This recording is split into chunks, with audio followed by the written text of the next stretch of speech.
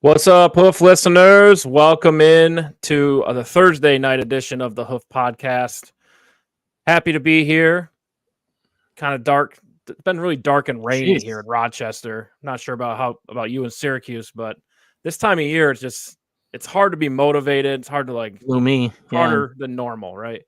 The news is gloomy. The stories Yes. are gloomy. It's been Yes. April Fools all week, it seems. Jeez, Yes. yeah. Rough start to April here. Right. But, And then your football team goes ahead and trades away the best player on the team. So it's been very dark and nothing gloomy happening this this week. week. Yeah. Yeah, crazy week. And it seemed like when the news comes through, I'm in the busiest part of my day and I'm working and I'm like, wait a minute, what? This Yes. can't be real. And then you find out more and more. And I'm working and digging into that and working and trying to dig into that.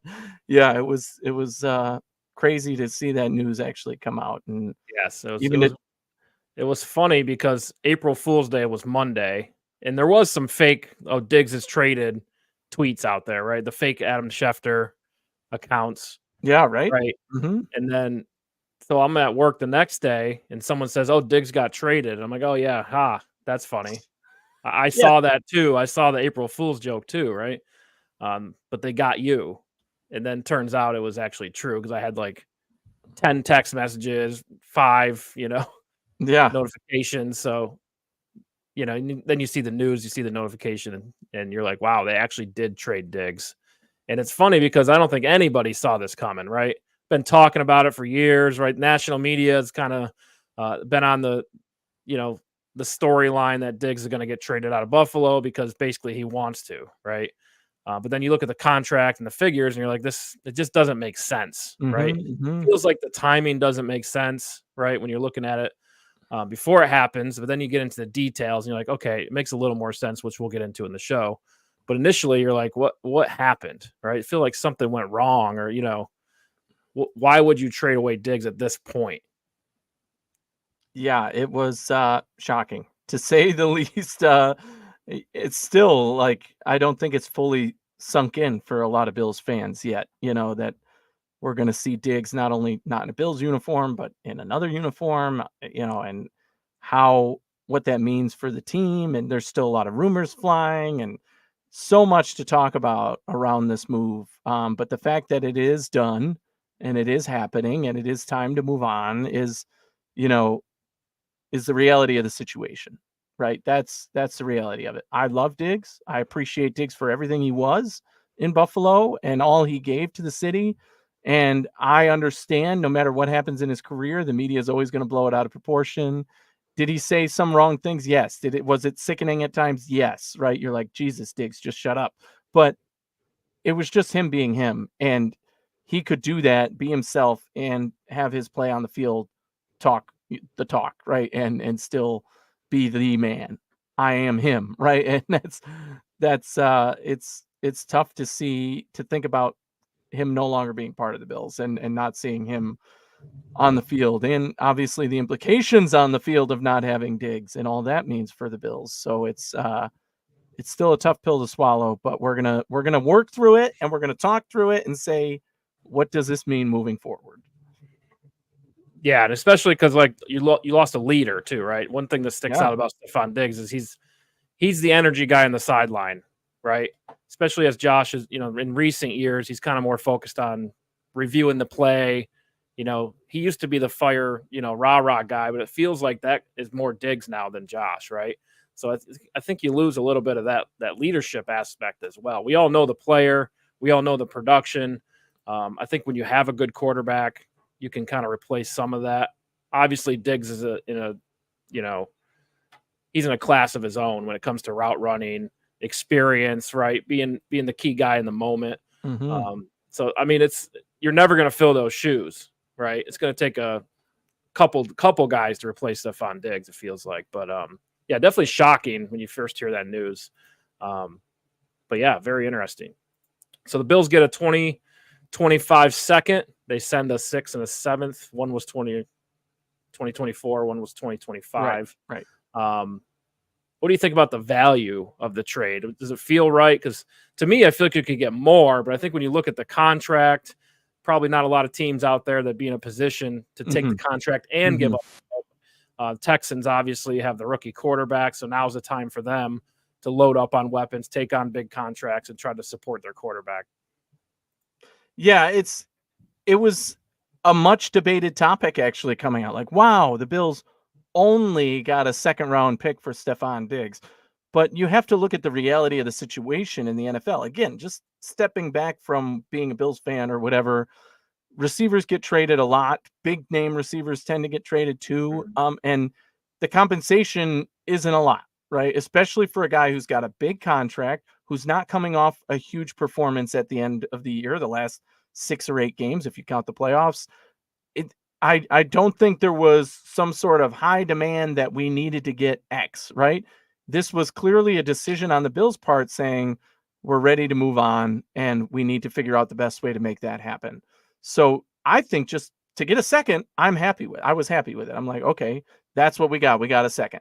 It's not like the Bills should have reset the market and demanded a first, a second, and a third. You're not going to get that. It's just not the way the NFL works. No matter how much Bills fans value Stefon Diggs or the Texans wanted Stefon Diggs, you can't just demand a higher price than what the market speaks to. And we've seen these trades go down over the last few years. And it's, if it's a guy in his prime playing at the top of the game, that's one thing. But we're talking about a not older, but 30-year-old player in Stefon Diggs, who's not coming off a good year, who has this albatross contract. So yeah, I think they got what they could, a second round pick, which is legitimate. It's not until next year. Would have been nice to have it this year, but again, reality is the draft is in a few weeks here. Teams aren't giving up their picks right now. They're already planned for what those picks are going to be most likely. So you get what you could. And, I think that was a much bigger story than it had to be. Like, okay, that's not the story here. Story is the Bills being willing to give up Stefon Diggs, the Bills being willing to eat $31 million in dead cap right away. That's huge. Right. You lost money by getting rid of Diggs. That's huge. It opens up things going forward. And yes, I've heard, okay, well, we have 24 million off the books for next year. Yes, but that's not going to help us now, right? With the 31 million. I think that has more to do with it than the compensation you got, and if you listen to Brandon Beane, he talked a lot about the timing, right? The timing wasn't right last year. No, because we weren't ready to give up our number one wide receiver who was coming off a productive year, even if a team offered us a first round pick. This year, with the decline, with the contract, with everything we just mentioned, a second round pick, it had to happen, right? And it did. Yeah. And I think that's, ultimately, it doesn't seem like there's any bad blood. There's no bad blood with the Bills. There's no bad blood with Stefon Diggs. No side has come out and said we were just sick of each other. No, it was just the way the NFL as a business works, and all sides seem to understand that. Yeah. But I think the dead cap tells a little bit of a story. Like if you start looking into the details, it's like the most dead cap space for a player in Bills history, but it's also like top 10 in the NFL ever. You look on the list, Russell Wilson's really close, right? So it's like they're paying him not to be on the team this year, which is interesting. So it makes you wonder, like, was there something behind the scenes here? We do have OTAs coming up. We know how that went last year with Stefon Diggs and Sean McDermott's press conference, right?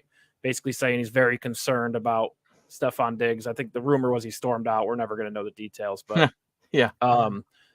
Does that play a factor? Because the timing doesn't feel right, in that way, because, headed to OTAs and, it's just all that cap space. And then you expect him to be a big part of the offense. So it feels like it was rushed, but I think really when we get into the details, which we're going to do here, you're not looking at just now, you're looking at the future as well. There's a new stadium in 2026. I feel like the owners want to have a competitive team that year. You're going to have to tear the roster down at some point, get younger. Why not do it all in 1 year?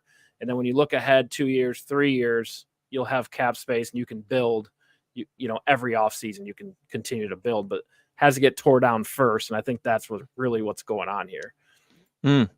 The decline, if you will. Not that. And to me, this roster still has a lot going for it. And yes, there's a lot more changes on both sides of the ball now with the Diggs removal. But I'm still not looking at this as some of the more, more reactive people are, where they're saying this is the extreme, the Bills are going to suck this year, this is going to be bad. No, the reality, you still have Josh Allen, you still are building weapons around him.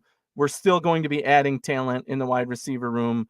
The offensive line is going to be good. All of these things are still going to happen. The defense, we know what Sean McDermott can do on that side of the ball.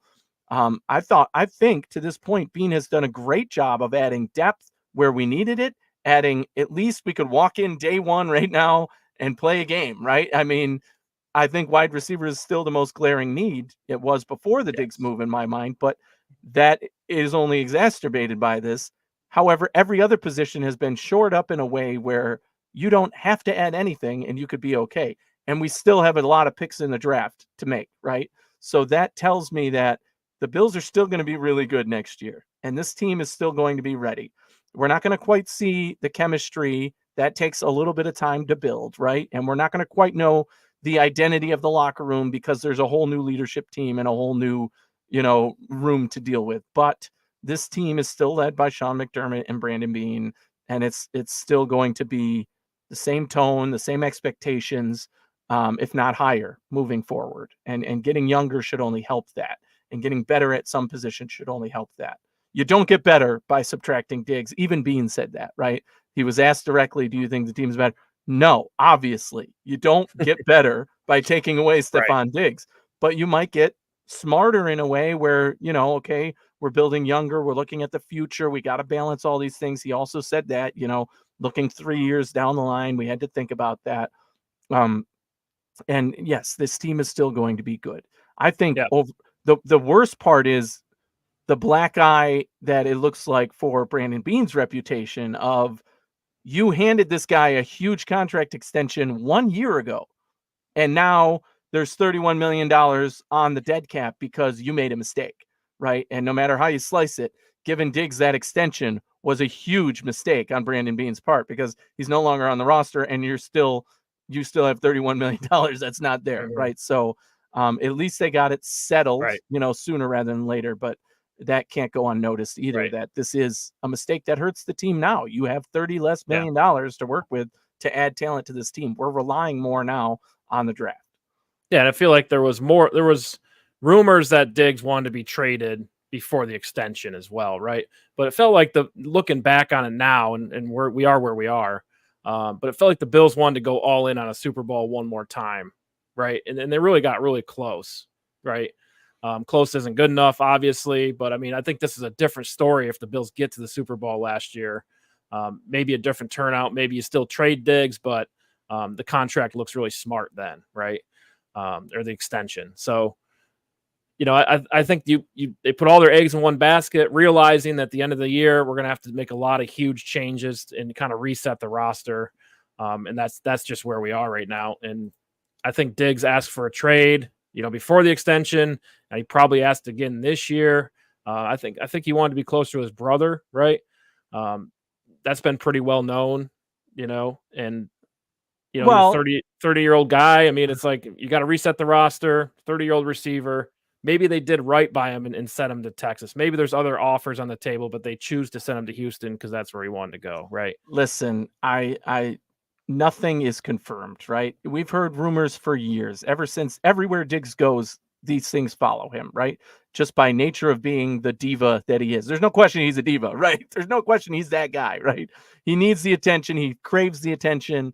He walks the walk on the field and off, but that can backfire on you at times. And the point I want to make here and emphasize is, we can't jump to any conclusions. We don't know that he wanted to go to Texas. We don't know that he asked for a trade ever. There has been no confirmation ever by the Buffalo Bills or by Stefon Diggs, who is very much free to speak his mind now. So he can say, I hate that organization and this guy didn't do that and that. And we know Diggs, he's not going to hold back once he goes there. If he has something to say, he's going to say it. There has been no confirmation of any of that. Nobody. It's all rumors and, oh, this guy said that, and I had a source who said this, and everybody, Stephen A. or whoever else, oh, we know Diggs is unhappy. No, they were just living in their moment, okay? And it happened to actually take place. Congratulations, you got lucky there. Your source told you something maybe that you knew, but The reality is Diggs never said it. The Bills never said it. That means it's not true until proven otherwise, right? There was no demand for a trade. There's no, he wanted to be in Texas. There's no, he was unhappy in Buffalo. All that is just rumors until we Right. get the actual information It's from the horse's mouth. And right. And yeah, I'm not going to jump to conclusions and act like I know something yeah, that nobody else knows, but the Bills are very good at PR. The NFL in general, players very good at PR, right? There's always drama in locker rooms. right. You're never going to know on the outside.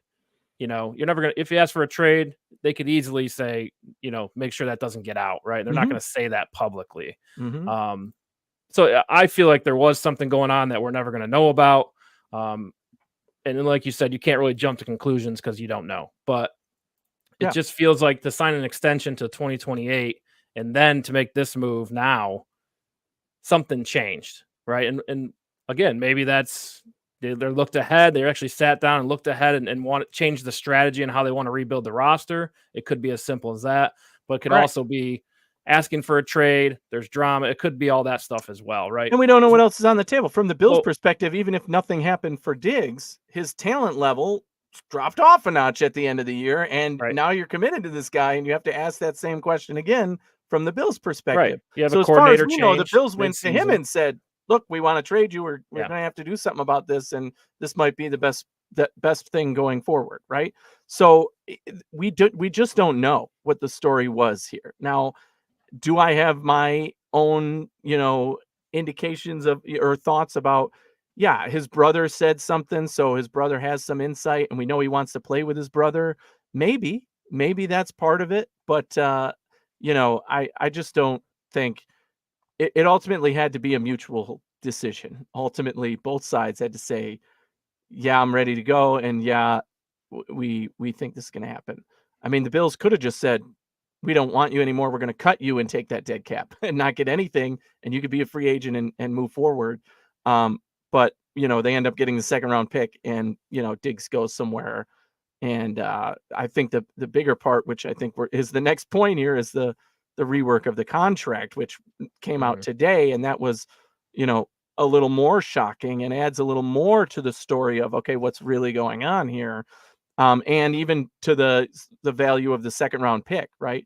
Houston essentially turns this contract into a 1-year deal for Diggs. He's a free agent after next season, which in a way he could capitalize on. If he plays well, he could get a big deal, but he also gave up a lot of guaranteed, money there on the table to, hope he gets something better or get to decide where he goes, right? Which is probably the more important thing. After next year, he will get to decide where he wants to be and sign a contract. And maybe his ultimate goal was to play for Dallas and be with his brother and make that happen, which he can do after next year if that's true. Or could this be like earn it, right? Like coming to a new team. Oh, yeah. New people, new system, right? You don't Sure. want to tie yourself into 3 years if it's not a good fit. So Houston, I think, is just protecting themselves here and saying, we'll re-sign you to the same deal or better, if you come in and you're productive and, you fit in with the locker room, you become a leader, which we expect. So I think this really just protects Houston by changing this deal to a 1 year, which they did load up to. I think it's $22 million. Oh, yeah. They gave him more guaranteed money this year. So he's making all take home something like $43 million or something for this 1 year, given that, he got all the guaranteed money for the contract and it's all going to him now this year. He still, I am skeptical about that. The Houston decision to make it a 1-year deal and load up that contract means you're banking on him being really good.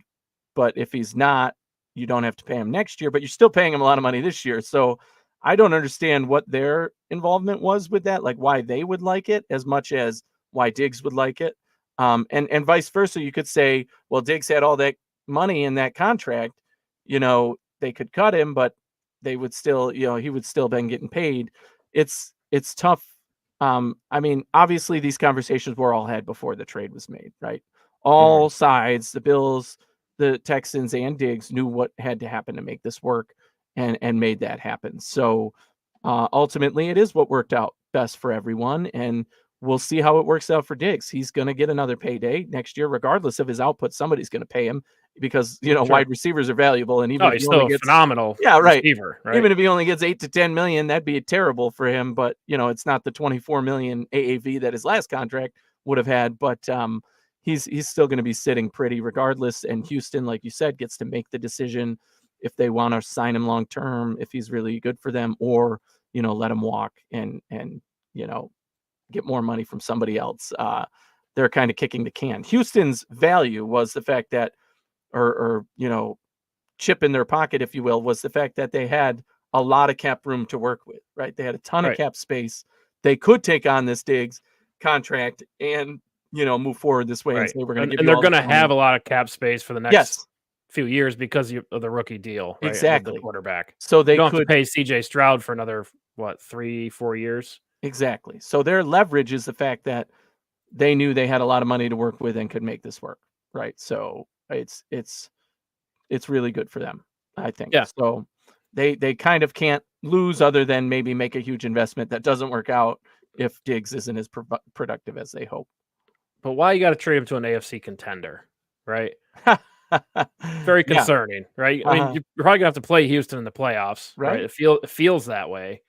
Joe Burrow coming back, Derrick Henry now with the Ravens, Chiefs get Marquise Brown. It just feels like the AFC is just loading up again for another duel that Kansas City will likely win, right? So it just, I feel like the NFC would have been better from a competitive standpoint. Well, again, but it takes two to tango, I guess. Contract money. Again, there's maybe 3 teams in the entire NFL that could afford to take Stefon Diggs. One of them is the Washington Commanders, who that would make no sense, right? And the other is probably Houston, who had all this cap space, right? So there were not a lot of options for the Bills to trade a contract like Diggs and a player like Diggs too. And even though Houston is an AFC rival and a rising team and a team that we very well could play in the playoffs, it's the only one that really made sense on paper, right? So you can't crunch numbers in a way and make it work to most of the teams who are working with the end of their cap, at the end of free agency already. So it made sense to me. I wasn't surprised that Houston was the team. I agree that that's a concern because, you are trading him to a rival. You're making an AFC team better. But also you have to, again, look at the other side and say, the Bills know Diggs better than anyone right now. Okay. The Bills know his mental state. The Bills know his play on the field, his physical state, and they made this decision as well, right? They could have not sent him to Houston, but they did because it made sense to them in-house. So you have to take all of the factors into account, all the off-field stuff. Maybe that had an effect. Maybe it didn't. They know what comes with Diggs, but I think it was more of outlining what kind of player you think he's going to be moving forward and what you think you're going to get out of him and what you think you can get moving on from him, right, to replace him with. And those factors are the biggest ones in deciding to ultimately make this decision. And again, Houston just happened to be the team that could make that happen. They, however, had the money, but they don't know what they're getting in Diggs. They're hoping they get something in Diggs, and the Bills have an idea of what they're giving in Diggs. So I think from the Bills' perspective, they knew what they were doing and they still decided to do it. So it must have really made sense when they analyzed, how much better are we making a rival? Right. And if you're looking ahead, you're resetting the whole thing in 1 year. That makes sense to me. But yeah, let's just take a look at Diggs' accomplishments as a Buffalo Bill. I think he'll go down as one of the most memorable receivers in Bill's history, right? Very few flaws in his game is what comes to mind to me. Like, you look back on the 4 years and can you point out mistakes by Diggs? There's only like 2 or 3 times I remember him making a mistake, dropping the ball or whatever. But man, he was productive. Really helped Josh, I think, mature into a franchise superstar quarterback. Extremely reliable, right, in the passing game, I think is a good one. And man, cool as hell. Yeah. Right? Diggs is cool.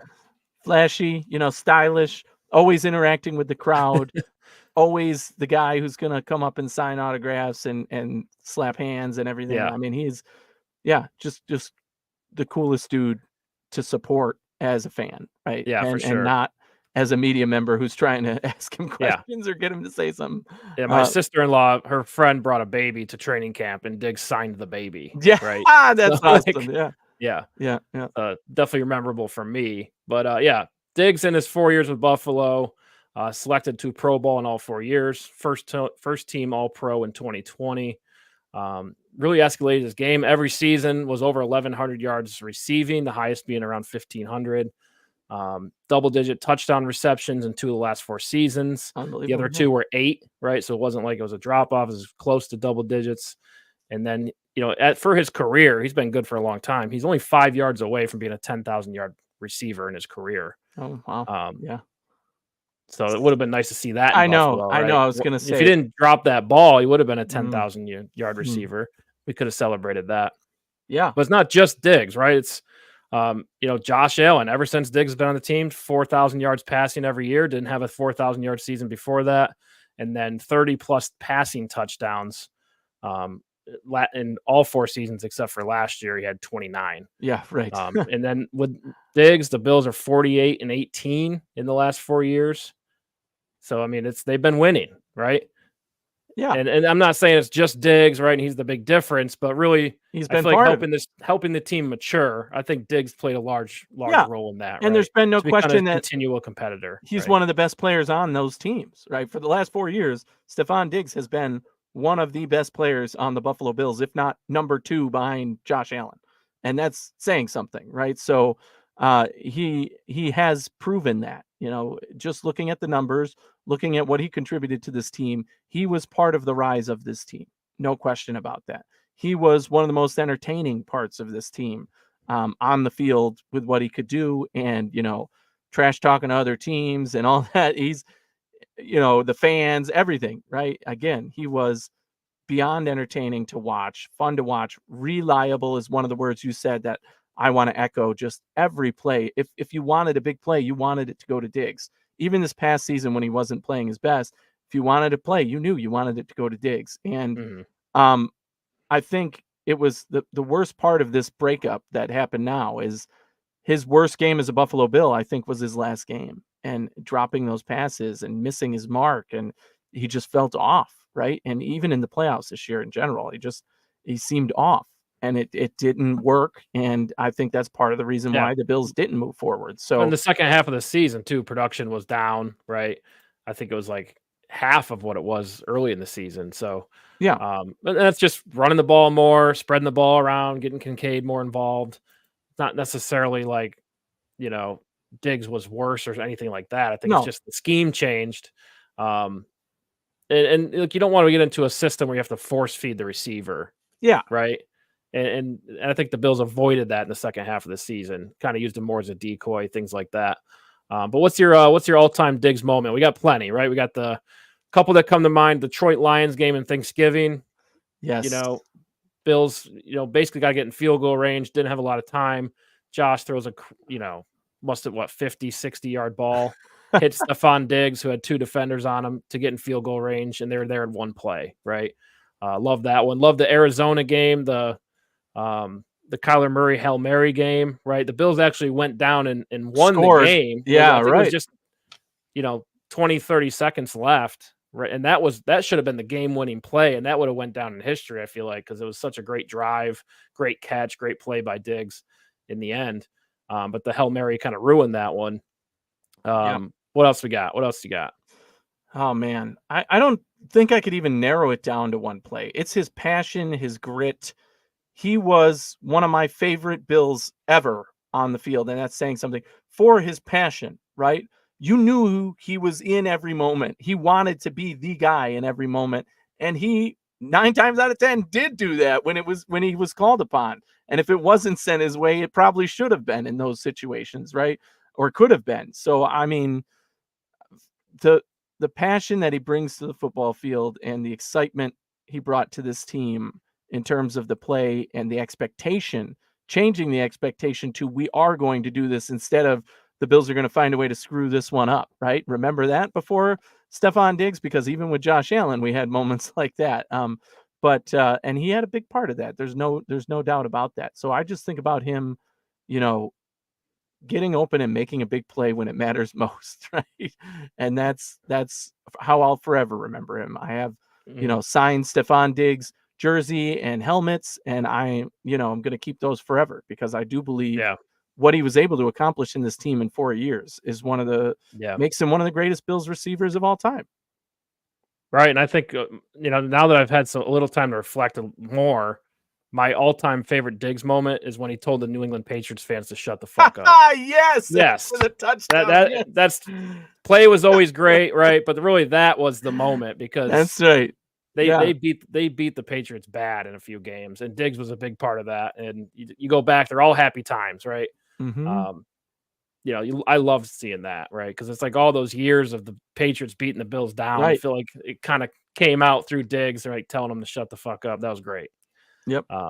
That was all of us Bills fans embodied into Stefon Diggs, right? Like we had 17 years of it, and he only had the years he was with us, and still he did exactly what every single one of us would have done on the field, pointed at them and told them, "Shut the F up." That was phenomenal. Loved that moment. Yeah, that was great. That's all right, bunch more topics here. How do you think Diggs helped Josh Allen transform into a franchise quarterback, right? Yeah. Because really they've been a great duo. Mm-hmm. Right? Extremely productive. We saw Josh Allen go from a guy, is he going to be good? We don't really know, into holy shit, this guy's really good. Give him weapons, right? Yes. And I think they had a good relationship on and off the field the entire time. But how do you think Diggs helped Josh transform into a leader or the franchise quarterback? Well, I think in a couple of different ways. The obvious is just being wide receiver one, right? A true number one wide receiver in the NFL. Stefon Diggs was that for his 4 years in Buffalo. And from the start, we saw how much that affected the play of Josh Allen, right? You can't put in scrubs and expect to have franchise quarterback play, right? Especially one who hasn't played at that level. You could probably make the argument now that Josh Allen is good enough to do that on his own with anybody on the field.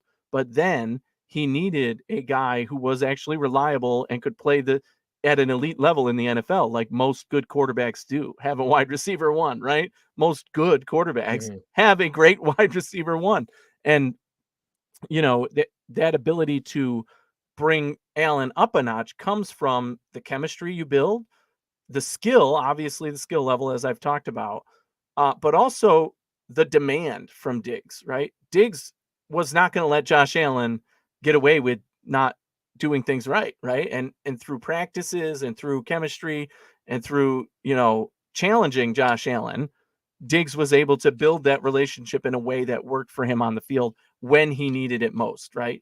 And now, obviously, again, I don't think Josh needs something like that now. But in that point in his career, he did. He needed somebody who was above his level to say, hey, I'm going to challenge you to do better, and I need you to do better. And when you don't, I'm going to call you out for it. And when you do, I'm going to celebrate the heck out of it with you, right? And reward you by being the guy who actually catches the ball, right?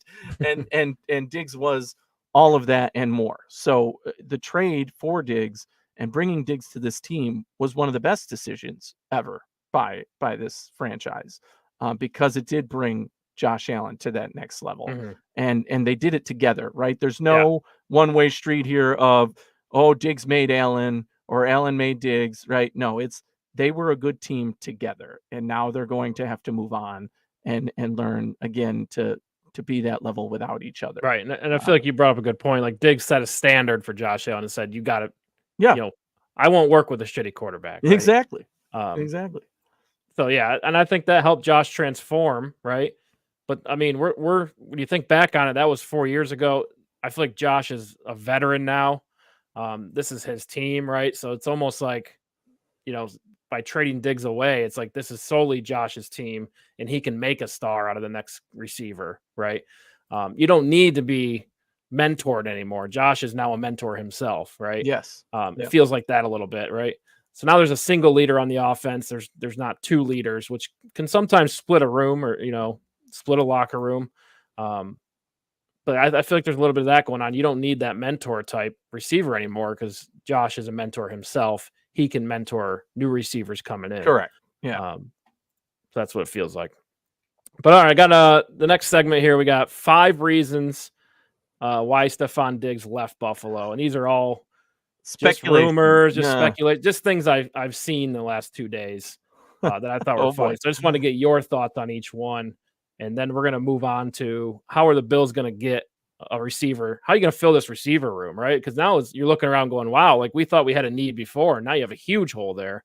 And then we'll quickly talk about the Bills draft picks 2020 or this year and next year, 2024 and 2025, and then we'll talk about Lowell Collins signing with the Bills. But let's get into these reasons. I just want to hear your thoughts on these because they're kind of funny. Some of them.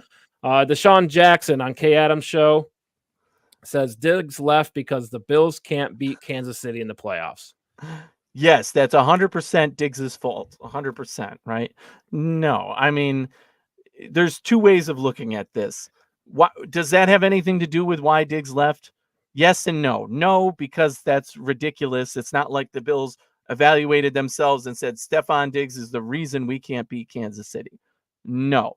However, to his point, getting younger, getting smarter, changing on offense because you can't beat Kansas City is the way to go, right? Like, okay, this isn't working. We got to change it up. How can we do that? This is the best way to do that now and moving forward, as we've talked about. It might not be better this year, but 3 years investment, that's going to be better. So it's a bit ridiculous just up front saying, yeah, Diggs is the reason we couldn't beat Kansas City. No, that's not the point here. But saying that getting younger, getting rid of Diggs, moving on sooner is going to help the Bills get over the hump that is Kansas City for us at this point. Yeah, and the facts are you haven't beat Kansas City, right? So this could very well be a reason, like you haven't got over the hump, right? And you do that a few seasons in a row, it's like, okay, well, I need a fresh start. This isn't working out, right? So I mean that very well could be some of it. Obviously not. There's not one thing here, but I thought that was funny, and it's true. Bills haven't beat Kansas City.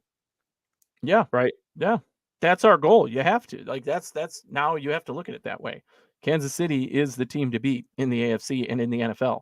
So no matter who you are, that is the goal you're looking at. So it's fair to measure us against Kansas City. I'm not against that. Yeah, you got nothing there, right? It's just the facts. All right, reason number 2, the Bills simply wanted a fresh start focused on freeing up cap space in the future. Like I said earlier, there's a new stadium coming in 2026. Ownership wants a competitive team for that, right? Who wouldn't? So let's tear down the roster now and let's focus on the future. Let's build 1 year at a time, right? And be a competitive team 2 years from now. What do you think about that? Well, I mean, the cap factors in. We talked about that. Yes, 3 years of contract has been opened up, but you still take 31 million of damage this year, right? So saying they wanted a fresh start doesn't make sense. Your team got worse, so you didn't want that now. Moving cap space to the future, yes, that is part of it. You had an aging player who was going to be paid a lot. That's always part of the storyline. How do you weigh that? How do you open up room for the coming years when you know you're going to need to keep players and keep making this team better? But yeah, so you can't, it's one step forward, one step back. You hurt yourself with the cap this year. You opened it up for the future. Was that a reason to make this happen? No, it was a factor, I think. It was a conversation piece. Was that a reason to do it? No, because that wouldn't help you this year. It's not just one thing, but when you put them together collectively, they obviously made the decision. So it very well could have been a factor. Well said there. Had a comment here. Grant Darts. I thought this was hilarious. Diggs in all 4 playoff losses, 140 yards, 16 receptions, no touchdowns. Wow. Yeah, that's a statement in of itself of the value that Diggs brought. And the fact that, like I said, this last playoff performance was probably his worst game as a Buffalo Bill. And, that reflects in that we lost that game and we're out of the playoffs. Yeah. And you're playing better defenses. Obviously, Diggs is the focus. We always talked about it. Get Josh Allen weapons. I feel like last year is the first time you really had a run game, right? You had 2 tight ends, right? Before that, it was just Diggs and Gabe Davis, right? But I don't think anyone was afraid of Gabe Davis, to be honest. It was more just let's focus on stopping Diggs, and that's what the stats tell me. Right. All right, reason 3, I got 3 more. Josh Allen and Stefon Diggs' relationship went stale. And I'm not saying that they hate each other now or they're arguing. I'm just saying, you know what? We've been doing the same thing for so long. Let's do a fresh start. Kind of what I was talking about before with Josh Allen, now becoming a veteran himself. You just kind of need a single voice on the offensive side when you're talking about leadership. Could this be a factor in your opinion? The fact that the relationship went stale, I mean, again, we don't know that it went stale. There were contentious times, as there is in any relationship ever, right? Any good relationship is going to have ups and downs and conversations that happen. And, this is why I was upset with you type of things. But ultimately, I don't think it was either of them saying, I don't like the other, right? It might have been, yes, you can say what you want about Stefon Diggs and the Bills organization. That doesn't reflect on Josh Allen in my mind. And I don't think Josh Allen, he's never, ever, ever said anything bad about Stefon Diggs. And again, as the person who runs this team, if Josh Allen, he has every right to call out anybody, right? So not that he would, because that's not his personality at all. But I don't think it's because this relationship went sour. Anytime we saw them together, it was a positive thing. Even when they were yelling at each other on the sidelines, they knew, like, that's just the heat of the moment. You have to have those types of conversations to move forward. And yeah, I don't think there's any evidence to really prove that there was a relationship problem between Allen and Diggs. Yeah. So what's your theory on that? Because you look at all the franchise quarterbacks, and obviously franchise quarterbacks get paid market value. They're the highest paid players in the NFL. But you look at Aaron Rodgers, Devontae Adams leaves, right?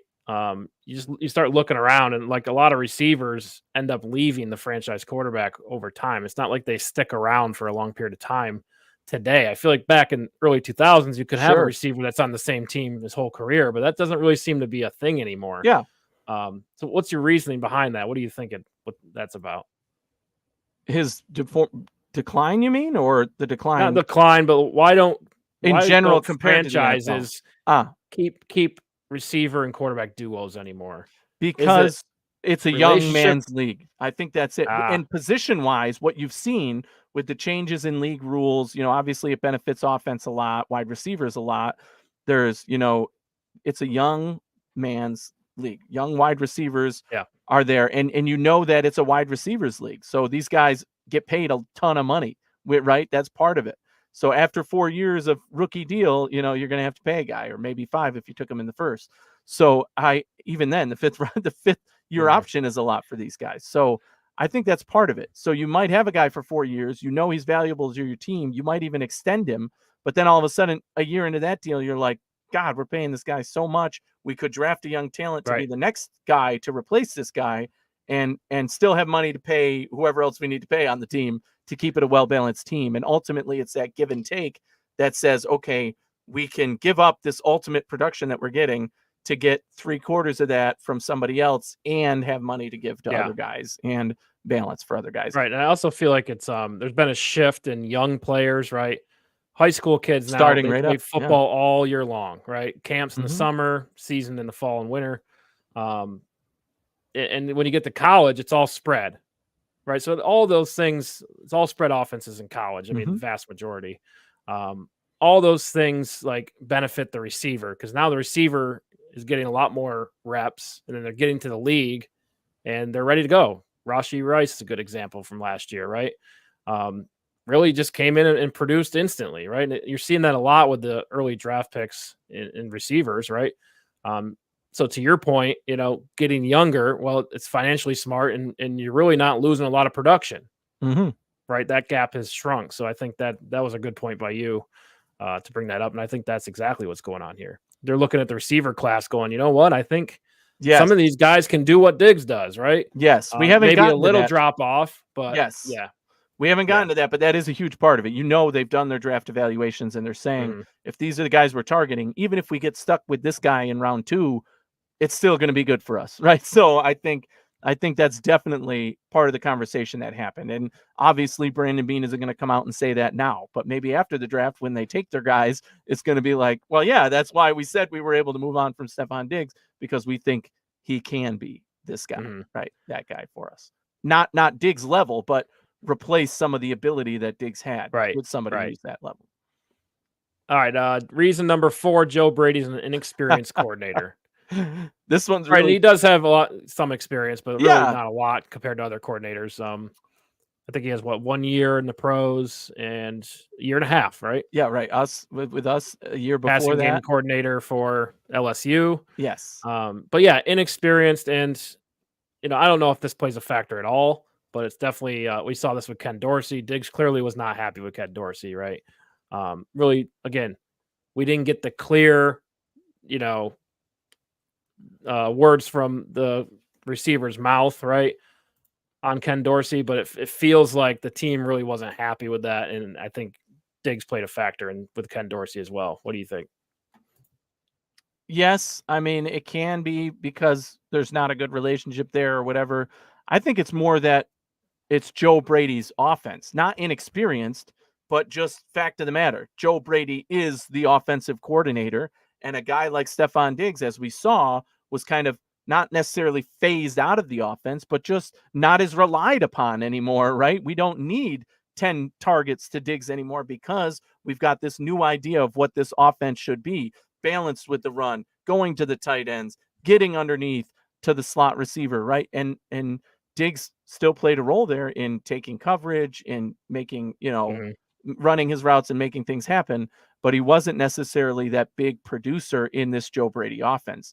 So, like it or not, when any coach puts in their system, they have their guys that fit their system, that know their system, that play their system well, that they are attached to, right? And it didn't seem to be there between Joe Brady and Stefon Diggs. Not that they didn't have a good relationship or that one didn't like the other or that one thought the other wasn't doing things right, just that the way Joe Brady's offense worked did not include relying on and heavily doing everything that we talked about at the beginning that Stefon Diggs brought, using that ability anymore, right? So those factors definitely come into account too. So I wouldn't say it's because he's an inexperienced coordinator. I would just say because he's the coordinator and his offense, the way it runs, is not relying upon a heavy Balance. factor Right. guy like Stefon Diggs. Yeah, and do you think that caused frustration for Diggs? Maybe. Yes, I could see that. I could see that just being respectfully, not like, oh, I want to be traded because I'm not being thrown to 10 times, but like, hey, in the direction this team is going, I don't think that I fit as well anymore. And I recognize that. And maybe it is time for us to move on. And both sides probably had that conversation, right? Again, we can't say that it was Diggs who said it or it was the Bills who said it or both, whatever. But certainly that could have happened. That's a reasonable thing to think. All right, last one here. Reason 5, Diggs wanted to be closer to Dallas. So the Bills did right by him, right? Maybe he asked for a trade. Yeah. And they had maybe, Brandon Beane said inquiries. He didn't say inquiry, right? Maybe some multiple offers on the table, but did right by Diggs, sent him to Houston, and got what they got for him, right? Definitely could be a factor here, right? We're not going to know, but if that's something, hey, we're looking ahead.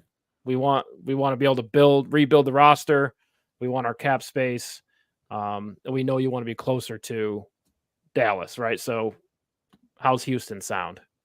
Yeah. I mean, to me, like I said earlier, I think that's a good perk. He's closer to his brother. He's in the same state. Maybe they can see each other on off weeks or whatever. But it's to me, I don't think that was really a factor. Maybe Diggs said, I'd like to. And if you have the same offer from X and Y team, I'd prefer this one. And again, from all indications, it seems like these were open and positive conversations between the Bills and Diggs's camp and Diggs, right? This wasn't one telling the other, well, you're going here or you're doing this or whatever. It seems to have been all positive once they agreed that it was time to move on. So I do think that maybe if the Bills had a choice between a couple teams, and again, the cupboard was limited just based on the contract, the albatross of the contract.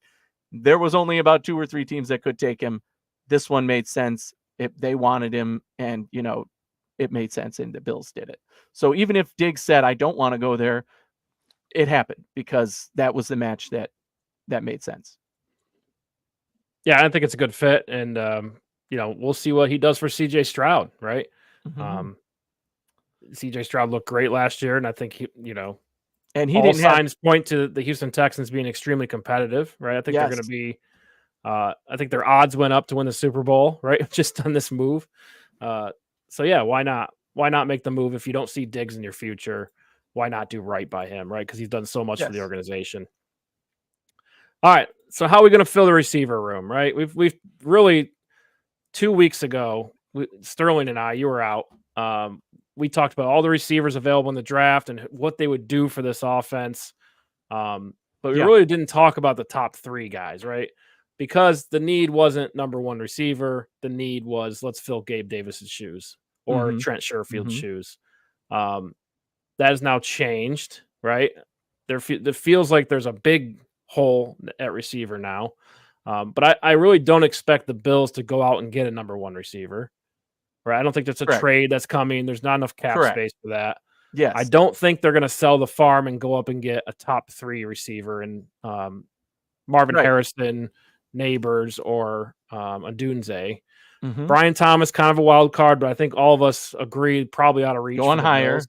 Now, if he falls, chance. Right. That's the one that so let's break this down a little bit, right? Let's go with option 1 first. The Bills are going to trade for X player now, right? It's only been like a little over 24 hours, and the nonsense that has been spewed about who the Bills are going to trade for or who Bills fans even think we're going to get in to replace Diggs. Oh, now we're going to get T. Higgins, who is a slot receiver who wants $25 million plus a year. No, thank you, right? Like, no. T. Higgins is not going to be a Buffalo Bill. We can't pay him now. We can't pay him later. He doesn't fit the team's needs. No, right? The Bills are going to trade for Justin Jefferson. Yeah, right. We're going to trade my first thought. 3 first-round picks and get Justin Jefferson, who also wants to be paid a legit amount of money every single. The cupboard is bare there. You would have to empty your ammunition of draft picks, which I don't think the Bills will do, and McDermott and Bean have not shown that they are willing to do. And is that feasible under the cap? No, not really, right? No. Same thing with I'm not as enamored. There is one. You gotta agree though. Like when you first read the Diggs news, like Bean's up to something. Certainly, right? And a trade could happen. I'm just saying, be reasonable, people, right? Higgins is one that makes no sense to me. No, the Bills are not getting Higgins. That one does not make sense. I would not be happy if they make that move, right? Jefferson, my God, would I love to have him on my team, but I mean, that's just unrealistic. Minnesota has no reason to give him up. Not if you offer him 3 first-round picks. I mean, they're going to keep him on that team, especially now that they're not paying a quarterback, right? They can afford to pay the receivers, draft a guy, make it work with them. And another name, Brandon Ayuk, is another one that's come up. I think I'm not as enamored with Brandon Ayuk as a lot of people are for him to come in and be a wide receiver 1, right? He's been on an offense that hasn't really relied on him for that. He's been productive. Don't get me wrong. I like the player, but I don't know that he's going to come in here and be an excellent fit for this team. I don't see that as happening either. Right. I'm trying to think of any other names that have been brought up for trades now. Those are the 3 biggest ones that I've heard. McLaurin. Yeah, that was actually yours that I said, you know what? Now we're talking reasonable, because maybe Washington is just like, well, we need to move on and we're getting younger and we don't want him anymore. And, that could happen. A Terry McLaurin could happen. And he's still a big contract guy, right? Yes. And really the draft's 3 weeks away, and we've talked about the receiver depth in this draft. So you think about Brandon Ayuk, he's a 2nd-round guy. T. Higgins, 2nd-round guy. I feel like you can get that style of player in the draft. Correct. So why would you take on the big contract when you don't have the money, right? Yes. You have to make more moves or wait till post-June. That's to have any sort of cap space. Ultimately, so I know people in the comments have already been bringing everybody up. I've been seeing names go by and, we're going to trade for this guy. We're going to trade for that guy. The reality of the situation, I knew this yesterday right away, right? As much as we would love to trade for a guy, and trust me, Brandon Bean is making calls to see if he can make that happen. I don't believe that's going to be the route that happens. The realistic route here is the Bills are going to rely on the draft, pick multiple players in multiple years, and move forward that way at wide receiver, right? Obviously, we all were talking about wide receiver round 1 to begin with. I was from the start. Even with Diggs, I said we need a wide receiver 2. Even when we signed, Curtis Samuel, I said we need a wide receiver 2. I still want that guy. This changes nothing. Now we got rid of our wide receiver 1. We need a wide receiver 1 and a wide receiver 2 now. So going into this draft now, you're saying, okay, how do you fill that need? Well, you draft 2 guys in the wide receiver category in the draft, and you probably sign another veteran once you are able, and see what happens from there as to going into next year. However, like you said, if we're going to trade, that probably involves giving up pick 28 and next year's first for one of those top guys, at least. Two if twos not next year. If not next year's first and second. Yeah, exactly. Yeah. Now to give up that much capital to get one guy who might be your number one if it's one of those top 3.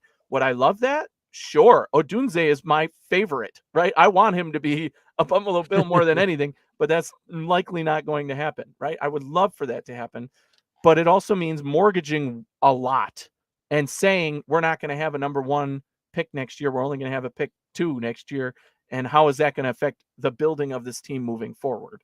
More realistically, I think, is moving up a few spots in the first round, trading up, maybe giving up that second from next year to move up a few spots and still have a first round pick in both years to say, okay, we're going to take, whoever it is that's falling. Brian Johnson, I think, Brian Thomas Jr. would be the pick for me, that if he does start to fall and the Bills are within range, hey, we just got this nice second round pick for next year. You want it for us to move up, and our 28 pick, obviously, to get that, right? And maybe that makes it happen. But so Thomas is the one that I think is well within range. Right. I mean, he's the only receiver you really have a realistic shot at trading up for. And that's also assuming that he falls, 15, 20 range. Yes. You know what I mean? The other receivers, I think you could, unless you really like one, you want to trade up a few spots, similar to the Kincaid move last year. Yeah. You could probably stay put. Yes, because Mitchell, you could get Ladd McConkey, can get Leggett. I think he's probably in the second round, but if you wanted to reach a little bit, Troy Franklin. So I wasn't here when you guys talked wide receiver, but the other pet peeve I have right now is people saying A.D. Mitchell to the Bills, right? To me, that's not logical in any way, shape, or form. Okay, Sean McDermott and Brandon Beane run this team. What's the one big criticism on A.D. Mitchell? Now, we've talked about Keon Coleman. I have on the show and said Keon Coleman is just too big of a question mark. There's too many questions there. I don't want him in Buffalo. Somebody else can take that risk. With A.D. Mitchell, it's not even about his talent level or his play to me. What's the one big knock on A.D. Mitchell? Sometimes he doesn't give 100%. Well, guess what? That flies 0% with Sean McDermott and Brandon Beane. So unless that man has a bazillion ways to turn that around in an interview with the Buffalo Bills, there is 0% chance the Bills are picking A.D. Mitchell. No, I disagree with that because 0. There's too many other players. 0%. Well, I think we're nitpicking a little bit on that. He doesn't give 100% all the time. I mean, look around the league. That's the criticism. You could call out all the best receivers take plays off. If the ball's not coming to you, they're not saying that about other guys, are they? Though that's not the criticism of the criticism is who the Bills seem to be high on. Who he also twice. A.D. Mitchell spoke about it and said, "Yeah, I don't give 100% because I'm trying to save my energy for a play where I need to burn by somebody." Maybe, right? Maybe. That's nitpicky to me. I'm not on the Mitchell train. That's all I'm saying. I just don't believe that the Bills are considering him. I mean, you have to do your evaluation, and if he's there in the second round, and you're like, "Hey, we got to get him," so nobody's taking him. We'll take him. Fine. You have a value there. I just don't think it's at 28. And I think with all the guys that we're talking about in this next clump of wide receivers who could go anywhere from bottom of the first to somewhere in the second, which is where I think A.D. Mitchell will go. I don't think the Bills are going to have him above somebody like a Ladd McConkey, somebody, of those value of that tier. Right. So, and this really comes down to it doesn't have to be the same player as Stefon Diggs, right? It's a new coordinator. What's he like, right? What kind of plays is he trying to dial up? And that could really play a large role in what type of receiver they're looking for, right? Mm-hmm. Mm-hmm. If he wants a down the field type receiver, it's Troy Franklin, right? Yeah. If you want those routes that Diggs runs, right, the creative route running, I think Ladd McConkey does some of that. Obviously, he's not Stefon Diggs, but when you watch him on the outside, I mean, he is extremely high football IQ, right? And he just makes corners spin around. I mean, it's really fun to watch him. But if you're looking for somebody like Diggs, he's similar in that way. Exactly. In route running. Who else is out there? If we're looking at Xavier Leggett's interesting. He doesn't have a lot of college experience, not really a lot of playing time, but when he did play, man, he's a difference maker. You just don't get guys that are 230 and can run 4.3. Mm-hmm. but I think he's a little raw. He's gonna have to, I don't know if he contributes right away. So that's another factor. Do you need this receiver to play right away? I think you do. I did say on this now changed. I did say on this show that I heard him speak at the Senior Bowl when he was there, and I said the Bills are going to be all over this guy because just hearing him talk, you're like, he's a Bills guy through and through, process through and through. Sean McDermott is going to fall in love with this guy, and I could see that happening, right? Like I could see where they're like, you know what, this guy has the mentality that we're looking for and the skill set that can fit this team, and I think that plays into it too versus an A.D. Mitchell in my mind, right? However, yeah, who knows? There's multiple, to both of our points, there's multiple skill sets that have to be filled, right? I do think that down the field threat, right? Troy Franklin has been one of my favorite targets for the second round for a while now, right? We talked about him in the possibly being the first round. He's fallen to that second round category. Down the field, I love his skill set, right? I'd still rather have, I guess partially that same skill set would be Brian Thomas Jr. if we got him in terms of his ball tracking down the field. To trade up and get him is a better value to me than waiting to the second to get Troy Franklin. But if you could get, Leggett and Franklin, boom, you've got two skill sets that really help this team move forward with what they've got and not need, again, that 10 play, 10 catch guy on the team that was Stefon Diggs. Right. I think the ball is going to be spread around more, right? James Cook's going to have a bigger role. Kincaid's obviously going to have a much bigger role. Oh, yes. So really, I think the Knox, need for right? Knox is the fact that you're going to have both of them on the field a lot more. Right. Certainly. But you need a receiver that can stretch the field, right? When Kansas City goes cover one and challenges you to, on the outside one-on-one, you got to be able to blow by those corners, right? And that also, somebody who can scare the defense to play deep, to stay in the cover two shell, that's going to open opportunities up for Kincaid, who's going to have a mismatch, or Knox, or Cook. But I think if you don't get somebody who can get down the field or is even a threat down the field, defenses are just going to play up and they're going to challenge you to beat their corners. And we got to make sure we have a guy that can, right? So it is pivotal when you start thinking about it like that. So I go the fast guy like Troy Franklin. Worthy is interesting to me in round 2, just because that speed alone scares defenses, right? And I know you can press him, and there's all concerns about route running and things like that, but just that speed being on the field, I think, keeps everyone deep, especially with Josh Allen's arm, right? We know he likes to throw it deep, so I think that's an interesting thing to look at as well.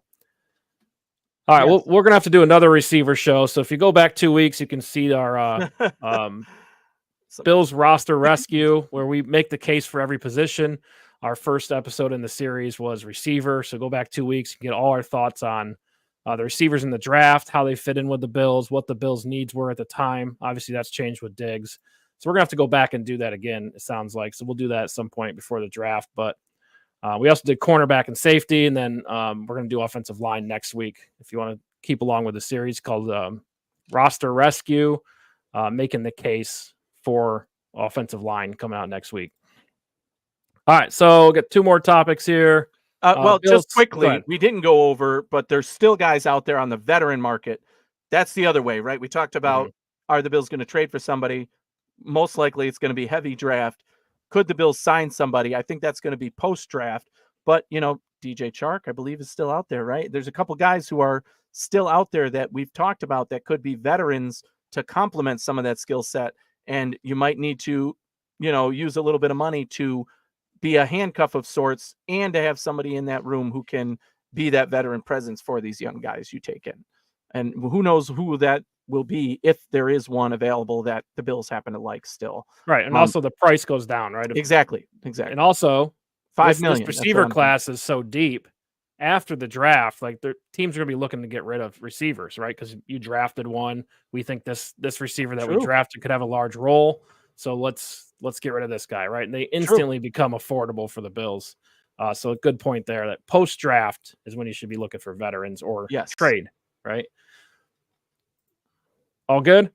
Absolutely. This receiver topic, like I feel like I've been talking about this for months. I could talk about another 3 months, but the draft's only 3 weeks away. So there you go. It's definitely a fun year to have a receiver need, right? It's a lot of fun. All right, just want to run through the Bills' current draft picks. 2024, round 1, pick 28. Round 2, pick 60. They have 2 4th-round picks, 128, 133. 3 5th-round picks, pick 144, 160, 163. 2 6th-round picks, pick 200 and 204. And then pick round 7, pick 248.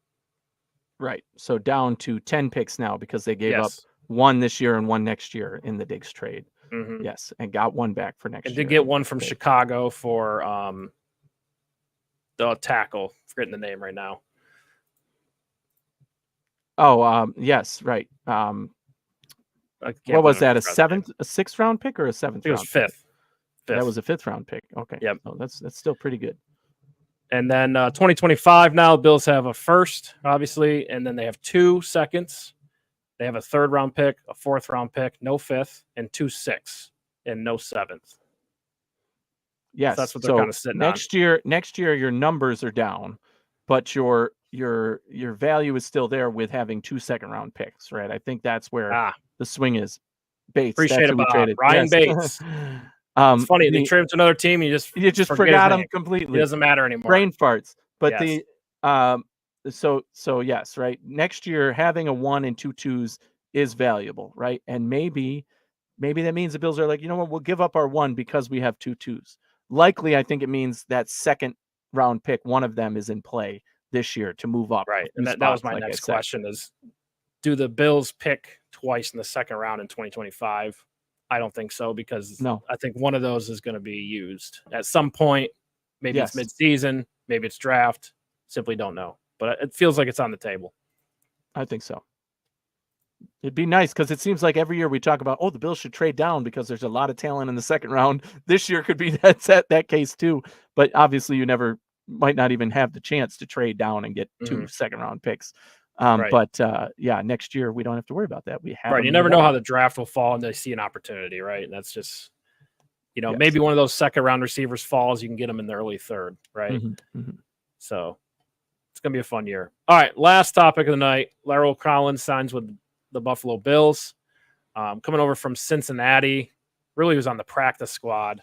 Yeah, because he played played Cowboys injured in 2023. But most recently starting with the Cincinnati Bengals. So drafted in 2015 by the Dallas Cowboys, played with them until 2021, then played with Cincinnati from 22 and 23. Really started his career as a left guard for Dallas. He's an undrafted guy, by the way. So he's signed, not drafted. But started out as left guard in 2015 and 2016, moved to right tackle in 2017. Has basically been there ever since with Dallas. He had 15 games at right tackle for Cincinnati, and then now signs with Buffalo. So what do you think this move's about? Do you think it's depth for left guard, or are we looking at depth for right tackle? Yeah, I think this is a direct response to the Stefon Diggs trade, actually, because the Bills needed depth in the offensive line room at guard and at tackle, so I think this is a move that says Brandon Beane knows that, look, we're going to need that capital to go elsewhere. We can't really look at offensive linemen, especially early in the draft. We might take one later, a flyer on a guy. We need true depth still. Yeah. And Lyle Collins is a guy who comes in probably very cheaply. We haven't seen the details of the contract, up to $6 million, but that's obviously incentive laden. It's probably more like a minimal deal, maybe $2 million. He can play tackle, right? If something happens, right? Spencer Brown could get injured. Lyle Collins can go right in for him, right? If we haven't seen him play in a couple of years because of the injuries, but paying a guy who has starting, I think it was like 86 games started, and he's played at guard as well, right? Left guard and right tackle. Those are 2 positions we really needed to shore up. And the fact that the Bills still need, if Edwards is truly going to be the starting guard, somebody needs to play the 6th offensive lineman Edwards role, and having a guy like Lyle Collins who has experience is certainly a good guy to put in there, right? And the size and everything. So I like this move a lot. I think it makes sense in terms of the depth. And to me, it means less likely we take an offensive lineman early because of the situation we now find ourselves in. So we needed to add depth and find a way to get that done. And Beane makes a good move here. Yeah, good move for depth. Definitely if Spencer Brown goes down or something like that, it's who do you turn to, right? I think that was kind of missing from the roster. especially with if David Edwards is actually going to be the starting left guard. I feel like he was kind of that depth player last year. Right. So it's interesting because, we were going to talk about, before the Diggs trade, we had a show about offensive linemen lined up. Yeah. And I was going to ask you if center's in play for the Bills in the draft. Which it should be, right? We need a guard / center. Yes. Right. And there's some good value there, right? Mm-hmm. When you do the mock simulators, you never know how the real draft will fall, but it feels like you can get a really good center at 28 or even maybe the second round, right? But really, like this move tells me maybe that's not in play. Maybe they are really going to have Connor McGovern start at center and David Edwards start at guard. Yeah. But I mean, that's where we're trending. I still think that your center. I still think you take a guard / center later in the draft, or sign an undrafted guy that you're really. Well, they did sign Will Clapp, right. Still, so that's your center, but again, more backup type player. Yeah, exactly. Right. So I still think you need something somewhere. You're going to end up taking offensive linemen later in the draft, right? Right. You take one every likely going to happen. Like corner, right? Yeah. You take a corner and so, tackle. And my guess is that'll still be a center / guard type player, right? Somebody who, and I don't mean a center or a guard. I mean a center who also plays guard, or a guard who also plays center type player. And that's, I think going to still be on the radar, just not early. And they knew that since we can't do that, we're going to shore this up now and not wait until after the draft, because we need it now. Right. And just like I said, Bean wants to be able to say, if we were blind and walked into the season right now, we're okay. Mostly, right? We're mostly okay. We were okay. Now we're mostly okay. Yeah. You could get by, right? I mean, your offense, your passing offense needs to find the rhythm, but with the guys you have, you could get by for certain. I mean, think about it. Matt Collins going to play a lot if that's the case. Well, even if you have Knox and Kincaid on the field, and you presumably Curtis Samuel, and then you could also put on the field a bunch of different people. Khalil Shakir, right? That's 4 right there, plus the running back, plus right. You're also assuming every single package has 2 tight ends. Correct. I'm just saying that the case. The offense would still be productive if that were on the field, is what I'm saying, and that the defense would still get by based on the depth they added in the starters, and they're ready to go. Now, is this roster going to be the roster come September? Absolutely not, under any circumstances. We got a ton of guys to add in the draft. A lot of competition going to happen. Some of these guys are going to get beat out. God forbid somebody get injured. A lot's going to change before September. But the team is comfortable the way it is right now. And I think adding Lyle Collins completes that in Brandon Beane's mind. No matter what any of us think, he's the one saying, I know what I need for this roster to feel comfortable. That was the last piece before the draft. Yeah, and I feel like, let's say the season starts tomorrow, the Bills are not as good as they were last year. Yes, I would agree with that. Right. So I mean, I don't feel comfortable. I want that receiver piece. Tons of it. Just because, I just feel like the Bills are going to have some problems schematically if they don't address a speedy wide receiver, in my opinion. Yeah. And maybe Matt Collins is that player. I really haven't watched him that much. He is a straight line speed guy, right? But is he going to scare a defense? Likely no. So that's a piece they're missing.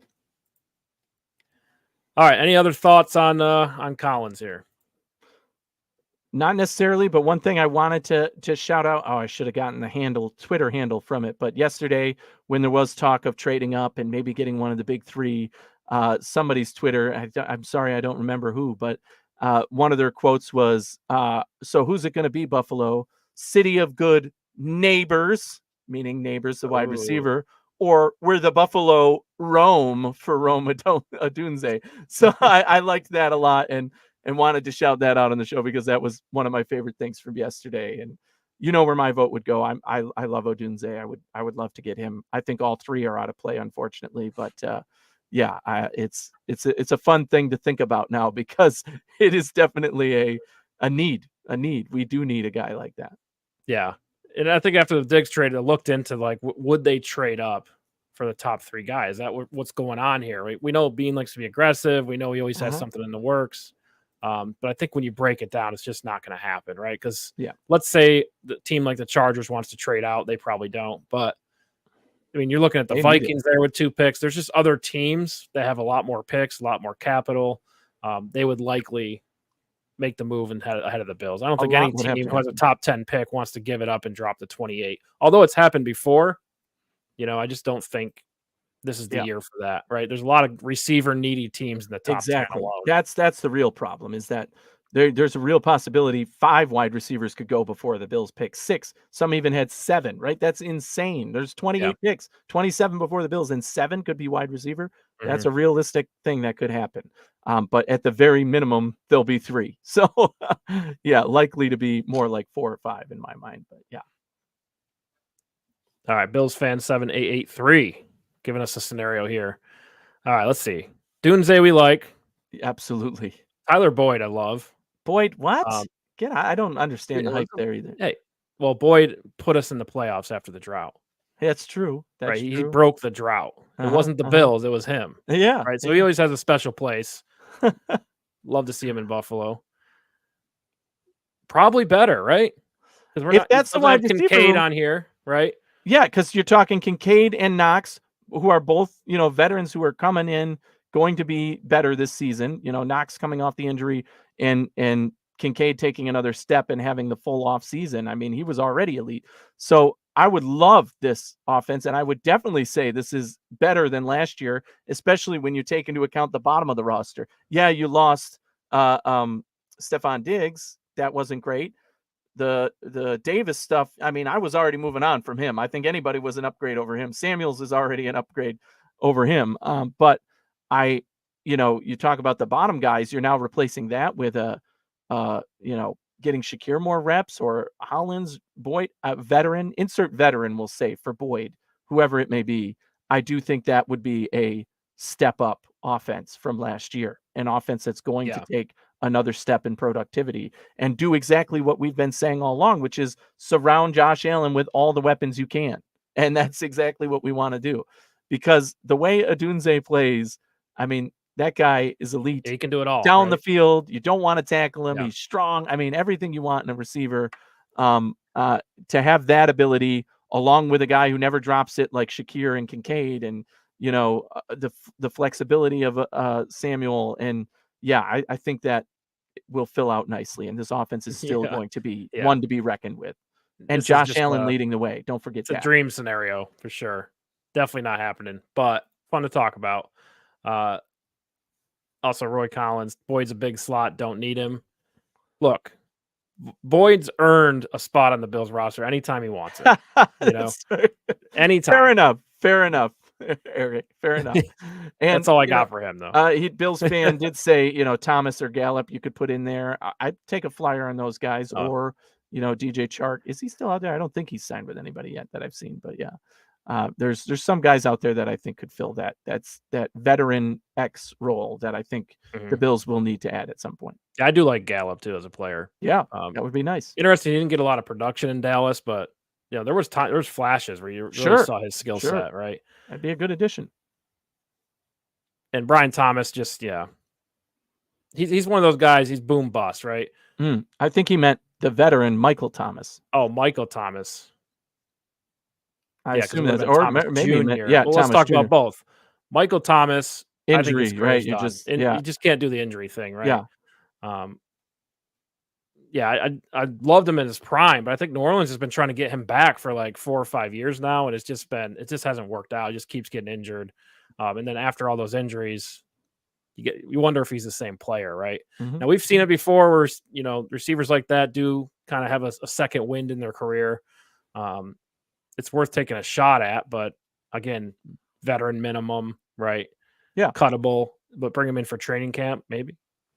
Yes, exactly. Right. It can't hurt to have that type of competition from a guy who knows what he's doing if you're not investing much in him, right? You take a flyer on that for sure if he's willing to do that.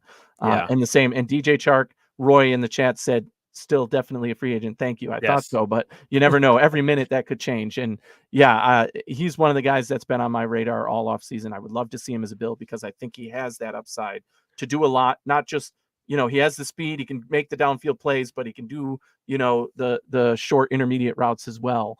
So a veteran who could teach the some same of the role young guys. as Mac Hollins, right? You'd have 2 guys with the same role, most likely.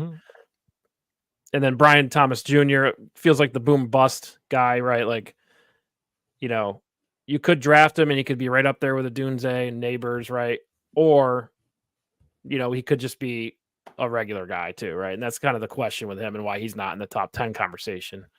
How much of it was him being open or having single coverage A guy next in college to him, because you had Neighbors on the other side of the field. Mhm, I mean, mhm. he's still extremely tall receiver, extremely fast receiver. So I don't there's know. a lot to like there, I but love he's a traditional X, I would say. Yes, exactly, and we need that, and I love his eyes and his ability to track the ball in his hands. I mean, that ability alone, maybe he'll have problems with secondaries in the NFL, but that ability alone mixed with Josh Allen's arm talent, I think would be awesome to see still. Yeah. Yeah. Well, at this point, we'll take anybody. Exactly. Give me one of those top 4, and the Bills are flying high. Yes. Give me a combination of somebody in that next tier along with somebody in the next round. So a wide receiver at 28 who's left and another guy in the next round, like a Troy Franklin or whoever else, then I'm happy. Or maybe we don't have a pick in the 3rd round, but a 3rd round pick, if it comes to that, I could see that happening as well. Yeah, it's going to be a fun draft. It's only we got 3 weeks. We have 3 shows until the draft. That's crazy. Does that sound right? It's crazy. Yeah. Came up quick. Only 3 more weeks until the draft. And So, our yeah, show is live on draft night. So I'll definitely be doing that because it's going to be a lot of fun. So I can't believe it's only 3 weeks away already, but it's going to be a lot of fun to see where everybody goes. I mean, obviously we watch it for the Bills and we care most about the Bills, but investing time in scouting these players and seeing where they end up and how it works out based on what projections you've seen or mock drafts or what you personally think is just a lot of fun draft night. Yeah. So, and if you want to tune in for the draft right here on Built in Buffalo, Anthony run the show. Oh, somebody already commented. Roy Collins already said, I missed the Romeo rants. I was just going to say, you will see the rants. Especially if the Bills don't take a receiver, you'll see Anthony lose his mind. That's nearly impossible at this point. Yeah. So tune in with us. Draft night. Also next week, we'll be talking about the offensive line. Is there a case to be made where the Bills take a center, guard, tackle early? We'll squeeze running back in there as well. I know we have James Cook, but maybe to fill some of that running back too. So check that out. And we'll probably squeeze another receiver show in, right? So we'll do O-line next week, do another receiver show.